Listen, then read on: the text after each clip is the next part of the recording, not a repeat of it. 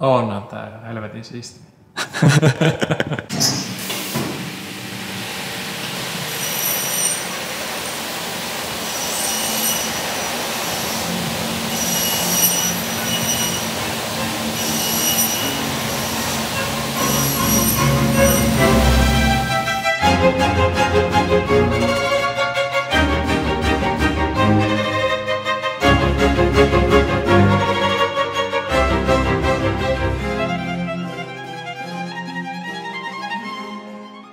Siis sehän on kangaspuun niin ne sivukehikot.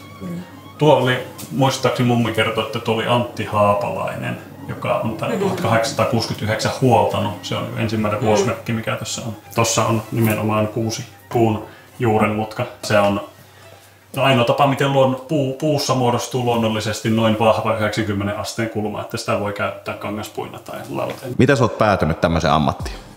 No oikeastaan mun koulupolku on semmoinen, mikä vähän se ohjasi ehkä tämmöiseen niin kuin käsillä tekemiseen ja muuta, että mulla on monennäköisiä haasteita oppimisessa ala-asteella ja yläasteella ja se lukio ei ollut millään tavalla vaihtoehto. Mikä efferenttimotorinen afasia, niin kuin tämmöinen oppimisen ja muistamisen häiriö. Joo. Mutta sitä, siis mulla on työntekijätkin sanonut, että sullahan oli se ADHD. Joo. Ei. Ei ainakaan todettua. Mutta siis joo, on se niin kuin päähän käypi tosi kierroksilla niin kuin, ja on semmosessa ihan omassa kuplassa. Mutta itsellä se kupla särkyy todella herkästi häiriöihin. Joo. Et siinä mielessä niin kuin vastaamme lukulokkeet, vitsi kun ne olisi ollut jo silloin niin kuin kouluaikana. Se kun 10, 15 tai ei 10 vaan 20 vuotta sitten. Niin siis se on semmoinen, että me voi kuunnella musiikkia, siellä voi olla laulua ihan mitä vaan, niin se niin kuin pitää minut siellä ja pystyn fokusoitumaan. Mutta sitten tuolla, jos me on toimistossa tekemässä jotakin ja tällä verstaalla kuuluu joku ääni, joku kolahdus, me heti lähtee kelaa pyörimään, että mikä putosi, minkälaisessa asennossa, minkälaiselle materiaalille, mitä siihen tapahtuu. Niin kun se lähtee niin kun rakentumaan se tarina siellä omassa päässä, niin se katkee sit se tekemisen ajatus ihan täysin. Joo. Ja huomasin myöskin sen, että pystyn tekemään sen just 10 tuntia verstaalla putkeen, eikä mitään, niin kun, se vaan ajatus kulkee ja menee. Mutta sitten kun mä otan yhden puhelun siihen väliin, niin kuin just silloin kun aloitin yrittäjänä, että teet itse niitä projekteja ja myös vastaat puhelimeen, niin se oli aina sen puhelun jälkeen, kun mä tein sen virheen. Eli se, mikä se paketti on rakentunut päähän, niin se murtuu sit sillä hetkellä, kun me vastaan siihen puhelimeen ja se ei enää olekaan kasassa ja sitten tulee niitä virheitä. Niin.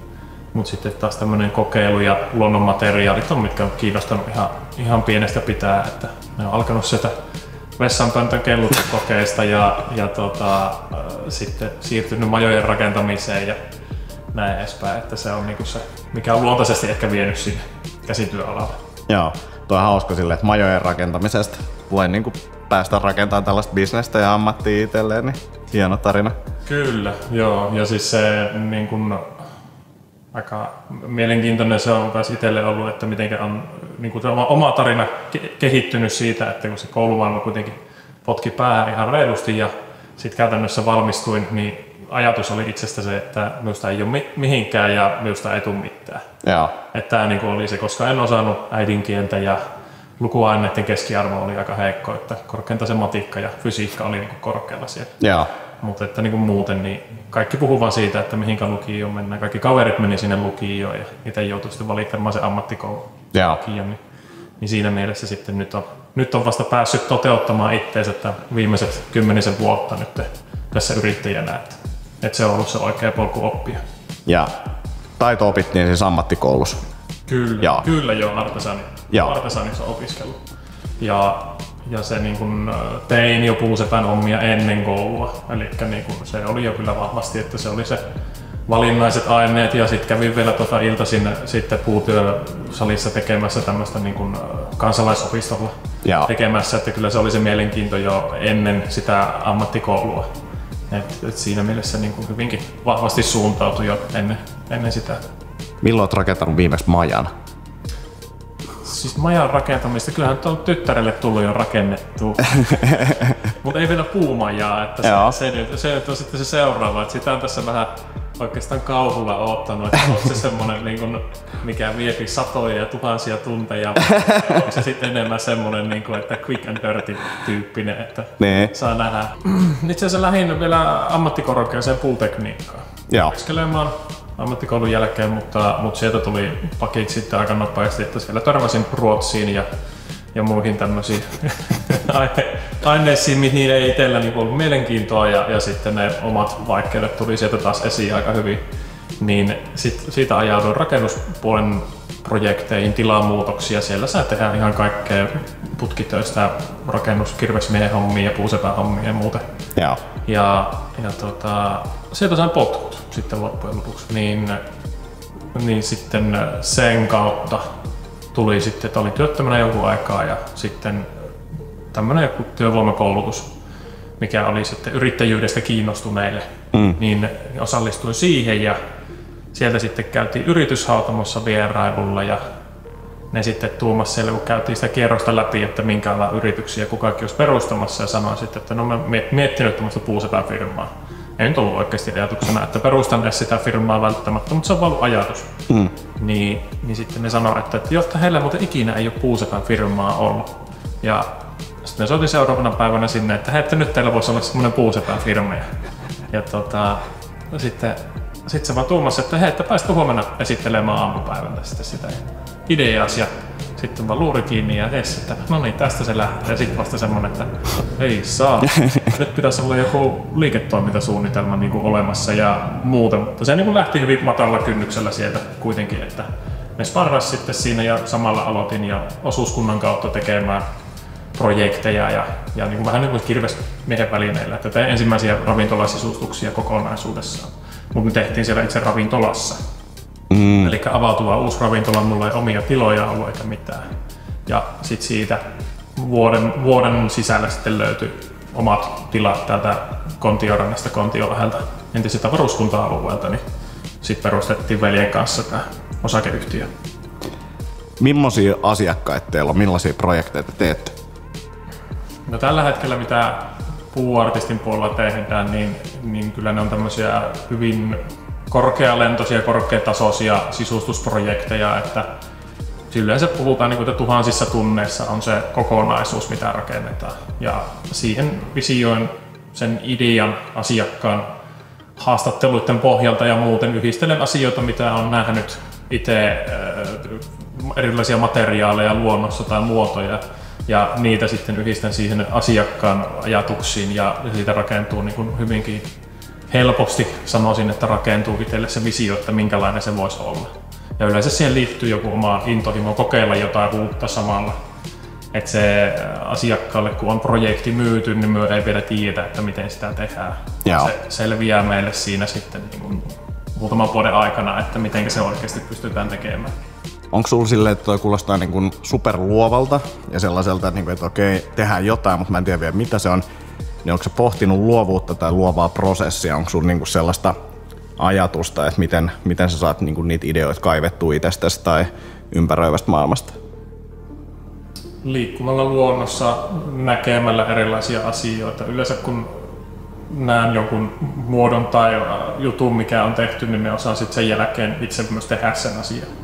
Eli niin mulle hahmottuu hyvin nopeasti päähän, että on ehkä just sitä kahtia jakautuneisuutta itsellä, että ne lukeminen ja luetut ymmärtäminen, jopa puhuminenkin oli haastavaa itselle alkuun, niin se taas on sitten kompensoitunut hyvinkin vahvalla tämmöisellä avaruudellisella hahmottamiskyvyllä. Ja näin ollen me pystyn rakentamaan niitä visualisointeja omassa päässä, että me en sinällään tykkäisi 3D-mallintamisesta, vaan ennemminkin me rakentelen niitä omassa päässä ja sitten muut sopi sitten piirtää se toteutuksen niiden me ohjeiden mukaisesti. Mitkä on sulle niinku semmosia... ei se kuulu, se on vaan silleen, täällä on niin hiljasta, että melkein. Mutta rapina on parempi, kun semmoinen jostain kengistä lähtee tietylle pinnalle se sitten vielä hiljaa tulee kestää ja sitä mitkä on sun tärkeimmät työkalut? Muuta kuin kädet, mitkä on lävistetty nyt puutikuilla. Oikeastaan oma pää. Joo. Sehän se on. Käytän totta kai 3D-mallinnusohjelmia ja muita ja CNC:tä hyödynnän, mutta kyllä se, niin kun, se visiointi ja se ajatustyö, että miten tehdään ja miten saadaan mahdollisimman yksinkertaisesti tehtyä monimutkaisia rakenteita ja kaikki tämmöinen, niin kyllä se on päässä tapahtuvaa asiaa. Että se on niin kun selkeästi. Ja sanoit, että haet inspiraatioon luonnosta, niin onko se niin kun kaikesta luonnosta vai puista, puun muodosta vai? Ja kyllä se on enemmän kaikesta luonnosta ja erilaisista luonnon materiaaleista, että kivestä ja savesta ja milloin mitäkin se voi olla, mistä niitä semmoisia löytää niitä muotoja tai kuvioita tai muuta, mitä sitten pystyy hyödyntämään. Että onhan meillä kuitenkin toteutuksissa, jos tehdään saunoja ja muuten, niin se ei harvemmin ole 100% puuta, vaan sinne myös yhdistetään muita materiaaleja, lasia, betonia, kiveä, mitä milloinkin, niin siinä mielessä niin kun se on monipuolisempi kuin pelkkä puu. Mutta sitten taas, että meillä itse on pelkästään niin se puu, mihinkä keskitytään tällä verstaalla. Sitten meillä on alihankkijat niihin kaikkiin muihin työosioihin. Entäs sitten pintakäsittelyn puolesta, niin onko teillä on ainakin tämä nyt sisaryritys Hiili, eli mitä se on, hiilitetään. Mikä on se oikea termi, mutta siis millaisia pintakäsittelyjuttuja te teette? Onko sulla niin kuin jotain omaa lempparia? No oikeastaan se, mikä on ollut ihan kaikessa puuartistin tekemisessä ajatuksena, että jos me tehdään joku asia, joku projekti, niin siinä vaiheessa kun se on tehty, niin me mennään eteenpäin ja tehdään jotain erilaista.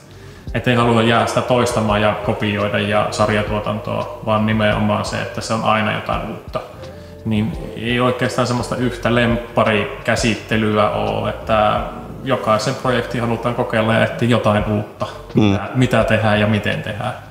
Et se on totta kai se on aikaa vievää ja se on, maksaa myöskin rahaa, mutta toisaalta sitten koen, että emme osattaisi tehdä näitä asioita, jos tätä polkua ei olisi valittu. Että niin tehtäisiin yksinkertaisempia asioita pääasiassa sitten, tai sitä sarjatuotantoa, että se sitten ohjaisi siihen sarjatuotantoon. Nyt sitten se on aina tyhjä pöytä, mistä lähdetään tekemään. Totta kai siellä taustalla on ne opit ja osaamiset ja havainnot ja voi olla myöskin, että siinä edellisessä projektissa on huomannut, että hei, että tätä voisi hyödyntää jossain seuraavassa jaksossa.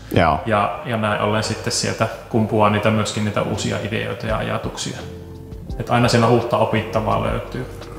Mutta toi nyt on se ihan erillinen yritys meillä tämä Hiil Oy on, niin siellä taas sitten tämä puun pintahiilyttäminen, polttaminen, niin se on taas sitten ajatuksena nimenomaan ihan erilainen, että puuartistiin ei koskaan tule sijoittajaa eikä ulkopuolisia neuvonantajia. Tässä on minun oma taideprojekti, josta toki veli Joona omistaa sen 20% ja vahtii mediapresessiä ja milloin pitääkin. Niin sen takia sä tulit tähän näin katsomaan, että pääsen lipsahtamaan mitään. Kyllä, olen kirjoittanut mediatiedotteet ja laittanut sanoja Miikan suuhun. En tähän haastatteluun laittanut mitään. Parempi tulee ehkä kuulolle kuitenkin. Mut kyllä sä aika paljon tuossa preppasit, että tässä on tällaista ennakkotietoa ja kysyt, että tarvitko ennakkotietoa, sanoin, että en tarvi. Sitten silleen tulee tuohon noin. Tässä on tämmöisiä muutama kalvo, voitaisiin käydä tässä läpi. Niin kuin silleen, ei kun vaan, että Miika kertoo. Ei, kyllä. Mutta hyvä se oli. Tässä nyt eläköityminen varmaan tuossa 10 vuoden sisällä, että jos nyt on se 35 tulee mittariin, niin sehän alkaa olla pikkuhiljaa, niin se puuartisti tulee elämään ja olemaan ja toivottavasti se ideologia ja ajatus jatkuu minunkin poislähdön jälkeen. Se, että kuka sitä pyörittää sitten minun jälkeen, niin en osaa sanoa, mutta se, että toivoisin, että siitä jäisi jotain pysyvämpää ajatusta siihen, että miten niitä asioita voi tehdä.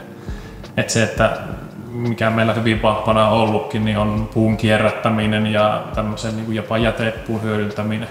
Milloin ne on suoreunaan kaivettuja kantoja, mitä me ollaan hyödynnetty ja milloin se on uppotukkeja ja muita, niin se, että sen materiaalin ei aina tarvitse olla sieltä sahalta tietyn prosessikaavan mukaisesti tullutta, vaan että voidaan käyttää paljon luovemmin materiaalia, niin se nyt toivoisin, että se jatka sitten omaa elämäänsä jotenkin muidenkin toimesta kuin vaan meidän. Joo. Mitä sitten meinaat tehdä eläkkeellä? No mulla tässä nyt alkaa olla tämmöinen 1500 neliöä tiloja ja koneet ja laitteet ihan minkä tahansa projektin tekemiseen, eli kyllä se artistin projektit jatkuu siellä, että se on, mutta se vaan ehkä sitä häviää joku semmoinen tietynlainen paine sitten eläkkeellä, että se ei tarvitse enää olla se elanto siinä samalla. Nee. Nyt se kuitenkin, vaikka ollaan tehty hyvin kokeilevaa luonteista projektia, niin eihän meillä niihin liity mitään hankerahoituksia, vaan se on ihan asiakkaalle tehty projekti, asiakas maksaa sitä projektista ja siitä huolimatta me pitäisi sillä budjetilla pystyä tekemään ne testit ja kokeilut ja muut, niin se, että jos niitä pystyisi ilman semmoisia taloudellisia paineita tekemään sitä kokeilua ja testaamista, niin sehän voisi olla aika mielenkiintoista ja vapauttavaa. Toisaalta sitten se antaa se aikataulupaine, niin asiat tapahtuu, koska sen on pakko edetä keinolla tai toisella eteenpäin. Niin 1,5 vuotta sitten tai pari vuotta sitten oli semmoinen tilanne, että koin, että 8 vuoden kohdalla, että puuartisti on aika lailla valmis. Et meillä on kaikki koneet ja laitteet, mitä me ei niin osaan ajatellakaan, että mitä haluttaisiin. Ja tilat on semmoiset, että nämä mahdollistaa minkälaisen projektin tahansa tekemisen. Niin ei tarvinnut siis rakentaa ja laajentaa. Me ollaan useita laajennuksia tehty ja rakennettu itse tiloja ja muita. Niin se, että tuntuu, että puolet siitä mun työstä hävisi silloin samalla. Eli se kehittäminen. Niin se, että joo, ei sitä tullut löysättyä sitten, vaan sitten keksittiin uusi firma. että kun ei tarvinnut enää sitä kiinteistöä kehittää ja rakentaa ja koneita ja laitteita päivitellä ja muuten, niin sitten se onkin toinen firma, mitä lähdetään rakentamaan. Että siinä mielessä ei se semmoinen normaalin arjen pyörittäminen itselle ei ole sitä mielekästä hommaa edes. Et sama se nyt Hiiv Oy:ssä en minä näe, että me on tehtaanjohtaja 10 vuotta, vaan ennemminkin minä olen se, joka sen käynnistää sen projektin ja siihen on paremmat toimitusjohtajat ja siihen on paremmat tuotantopäälliköt ja kaikki muut kuin minä. Tuleeko sulle mieleen, että onko se tehnyt niin kuin uhrauksia? Tai niin kuin, että mitkä on ollut isoimmat uhraukset ajallisesti varmasti, mutta onko jotain sellaista, niin kuin, että sä koet, että sä oot niin kuin joutunut tavallaan uhraamaan tämän puuartistin eteen? No se on ehkä ennemminkin ne asiat on rakentunut sen ympärille, mitä elämässä on. Siinä mielessä en koe uhranneeni, että kyllä tämä on sitä, mitä haluan tehdä ja on halunnut tehdä, että ei ole semmoista, ei ole kaduttanut kertaakaan. Että kyllähän nyt siis kassakriisejä on joka toinen vuosi ja milloin mistäkin tarvii ja nämä rahat kaivaa kasaan, että siis se niin kuin, ei se helppoa ole. Mutta sitten taas en oikein osaa sitä rahasta välittää. Että se ei ole itselle se tarkoitus, että olen yrittäjä, että nyt tienaan paljon. Se on vain työkalu, millä se saadaan pyörimään se paletti, mutta ei se ole semmoinen, että mikä tähtäimessä on, että nyt tehdään puuartistista miljoonabisnes ja tää lähtee kuin raketti ja sitten myyä firma ja otetaan rennosti vaan, että se on ennemminkin se elämäntapa. Kyllä oikein oo. Niin tuleeko jotain sellaista niin kuin mieleen kannustusta tai jotain vinkkiä siihen, miten niin kuin niitä omia unelmia kannattaisi lähteä niin kuin hakemaan tai tavoittelemaan?